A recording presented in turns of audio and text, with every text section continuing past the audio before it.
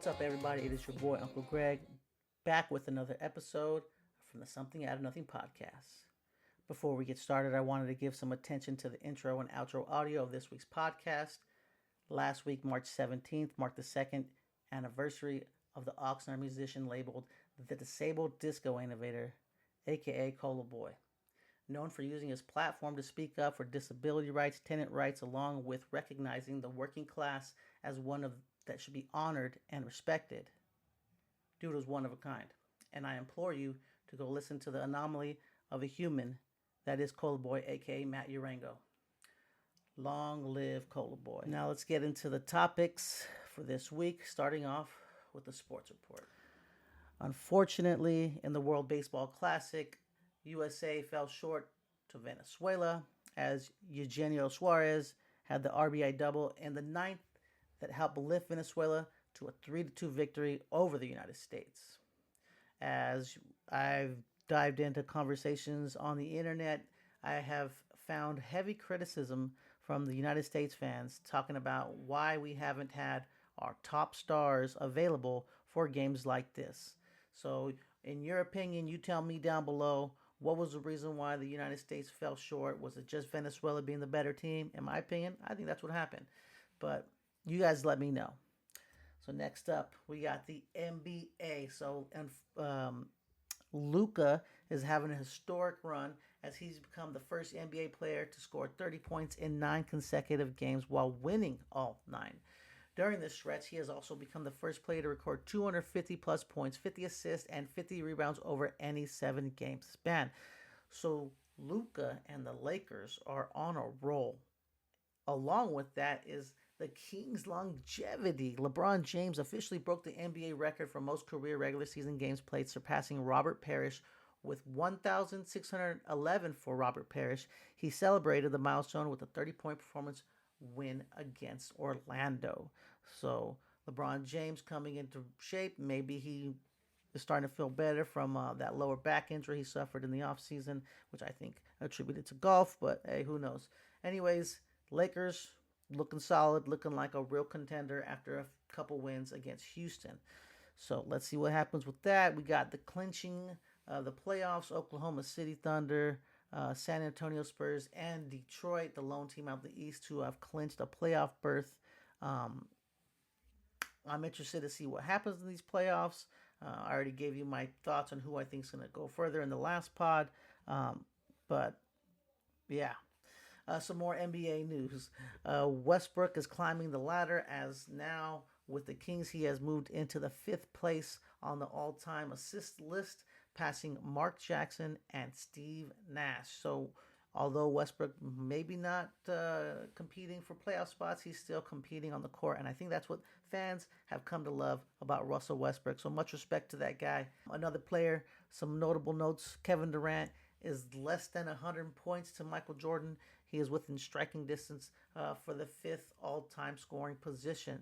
So I don't know about you guys, how you guys feel about Kevin Durant, but in my opinion, I love his tall game, the way he hoops like a guard. I love that when seeing a big just be able to just move around and get buckets. That's my favorite type of basketball. So I don't know. You guys let me know what you think about KD and his less than 100 points to MJ. Are they legit? Are they not? Tell me what you guys think about Kevin Durant. I know he's a highly sensitive topic in some circles. But lastly, Detroit were the first team in the East with 50 wins this season, despite losing Cade Cunningham to a collapsed lung, which is terrible to hear. A lot of people thought that Detroit would not be able to hold on to that number 1 spot. However, in their first 2 games without Cunningham, they have battled through adversity and strengthened their chances to lock in that number 1 spot. They had 2 consecutive double-digit wins, yes, against the Wizards and Golden State, 2 teams that are not looking great, but you got to play what's on your schedule. And with those wins, they were able to lock up a playoff spot. With only 12 games remaining, they are now 4 games ahead of the Boston Celtics. Let's see if Boston can catch them. What do you guys think? Boston's going to catch them? I know I have a Celtic friend. Have a lot of conversations. She was engaging in the last post, so thank you. I appreciate that. I know she thinks they'll catch up. What do you guys think? You guys think Boston's got what it takes to take over that number 1 spot? Let me know down in the comments. Next up, you guys, I love March Madness. A lot of people love it. It's an exciting time. There's so many games going on. So far, there's been a few upsets. The 12 seed High Point over 5 seed Wisconsin, 11 seed VCU over 6 seed North Carolina, and 10th seed Texas A&M over 7 seed St. Mary's. And I believe, I'm not sure why this stat isn't here, Texas got an upset as well. I can't remember who they were playing against, but 11 seed beating like I think 6 or 7. Hey man, got to give it up to Texas. So you guys let me know what your favorite upset of so far this year is, and also March Madness in general, overall in all of history. Tell me what you think is your favorite basketball team, is your favorite basketball moment as far as college hoops. I know when I first started paying attention to UCLA basketball, we had Russell Westbrook, the Kevin Loves, Aaron Aflalos, the Jordan Farmars. We had players that I just, was attached to because I just loved UCLA as a team, as a university. And it was heartbreaking to witness them lose to Florida Gators, Joakim Noah, Al Horford, bunch of ballers. Got to give them the respect. But man, for a minute, I disliked Florida Gator anything because of that. So again, please let me know what you guys, your guys' favorite upset, your guys' favorite Cinderella down below in the comments. NCAA March Madness basketball, a dope time. And don't knock the women's basketball. UCLA basketball women, I'm pulling for you as my squad. So let me know what you guys think.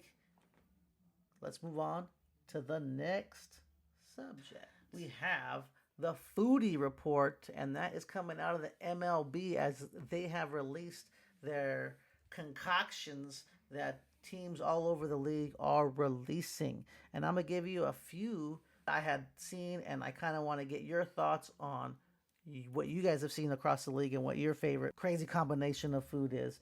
But first, we got the Arizona Diamondbacks cottage cheese with carrot sticks, celery, salted almonds, and crunchy pretzels. Not a fan of it for me. I'm out. I don't know about you guys, but it looks like someone's going to have a hurt stomach. The Phillies are changing the game with their new Schwarber Bomb Sundae. It's a mini helmet filled with a soft serve ice cream and topped with funnel cake, fried strawberry Uncrustables with fresh strawberry sauce and fruity pebble pieces. Looks bomb in my opinion. The Marlins' new Mochete menu item is served with custom carrying case. This is a 2-foot homemade flour quesadilla.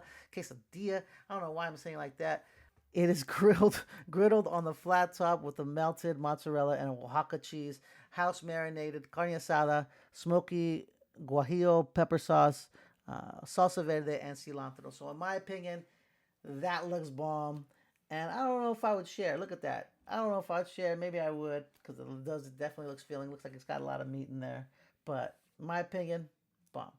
And lastly, we have the Dodgers selling a watermelon habanero margarita that will have you loving it because it's a cool souvenir, a little jug that has the Dodgers logo. Of course, with a straw, you got to drink it with something. But probably a lot of people online were talking mess, saying it's about to be $100 just for that.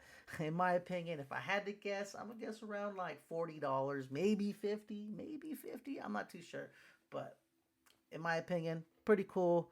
You guys let me know down below what MLB ballpark food looked cool to you that I didn't discuss or that I did discuss. Let me know down in the comments. My favorite creation, definitely that quesadilla that looked bomb. The Marlins, you know what you're doing out there. All right. Now let's hop out of the foodie and baseball world and hop right into the real report. All over my social media feed, I have been bombarded by images of Project Hail Mary IMAX 70mm experience. The images look insane as the screen is displaying such high quality visuals. Project Hail Mary, the movie follows Ryland Grace, a schoolteacher turned astronaut who must save the Earth from extinction with the help from an alien ally, Rocky, in a high stakes interstellar mission. And I'm going to tell you right now, the story don't even have to be great. I'm a space lover. Anything in space, I'm a watch. The graphics look insane. The visuals look insane. I hope the acting is good. I like Ryan Gosling, so I'm pretty sure he's gonna do a pretty good job. But I have heard some mixed reviews, so don't let that knock you from watching it. I always watch things regardless of what people say and get my own opinion. So please let me know what you guys think of the movie. If you guys have seen it, if you're going to go see it, I, for one, am definitely going to go see it. And I will definitely give you a feedback on it. So next up, as far as things to watch on the Real Report. This show, Neighbors, the most unhinged piece of work I have seen in I don't know how long. It follows a few neighbors, documentary style, where they follow some chaotic relationships and disputes among neighbors that, to be honest, when you first start off are not too crazy. You kind of laugh at it, and then it starts falling off the rails the further you get into the season. And I don't want to give too much away, but the dynamics on this episode, or this show in general, will make you laugh. If you like that type of stuff, me, every now and again, I need to get away from some serious stuff, and I just like seeing people, fully into themselves, ego or whatnot, and just, I don't know, just it's funny, it's goofy, it's something that's light, so I enjoy it. You guys tell me any series you recommend, or if you've watched this Neighbor series, tell me who your favorite characters are, whether it was Seth and Josh from the Gate Wars in episode 1, or Trevor and Daryl from Indiana fighting over the animals, resulting in the smell being complained by neighbors. It's just funny stuff, in my opinion. Go watch it. A must watch, in my opinion. You can watch that on HBO. All right. Last but not least, we are going into the Tech Talk. Welcome to my Tech Talk. Retro Tech making a comeback. The Moving Sound Collection by Philips has them rolling out something straight from the 80s as the Tube, which is a collection of 2 speakers that offer a 5.5 Bluetooth and Auracast support. If you don't know, Auracast is a wireless audio technology that allows one device to broadcast audio to multiple listeners without needing to pair each device. With 24 hours of battery life, neon-colored buttons, and multicolored LED lighting, the cassette tape image display may not be able to play cassettes, but it gives you off that nostalgic look. The smaller roller speaker, which can cost around $200, offers less than half that power at 60 watts, coming from 2 woofers, 2 tweeters, and 2 passive radiators, and also is smaller and more portable, as the larger one is close to around $400. Next up, we have the Ringo Duo. Was a classic throwback design over your ears. The Ringo Duo is about $40, lightweight over your ear, reminiscent of what used to be given with cassette tapes. So if you like that retro look, but with the updated Bluetooth usage, this might be right down your alley. And if you love the 80s, I could totally see you rocking these. But last but not least, something I thought was cool and caught my attention was the Philips Buds. For those wanting the retro look with the modern convenience, Philips are selling these buds around $92. They feature 6 microphones to voice use and a chunky charging case featuring an animated display on top, basically showing you which songs being played if you want to skip. And in my opinion, you show a mini screen on something, I'm sold. I love tech that's goofy like that. And in my opinion, I think this is cool. I think I would definitely mess around with it. I love retro. I love nostalgia. I eat it up. So, you guys let me know what you think. Would you guys buy this stuff? Are you guys rocking with the Philips retro look? I am. The Moving Sound Collection is a hit. Philips, you know what you're doing. All right, so that will do it for episode 2, where we discussed the amazingly talented Cola Boy, dipped our toe in the sports report, went into the MLB stands to see what they are serving for the fans, and wrapped it up with some tech talk and movie talk. Please let me know what was your favorite part of the pod. Let's have some discussions. I love having conversations. I don't care about being right. I just like talking about ideas. So you guys have a great week. I hope you guys are willing to engage like I am. This is the Something Out of Nothing podcast. We'll see you. I'm on fire.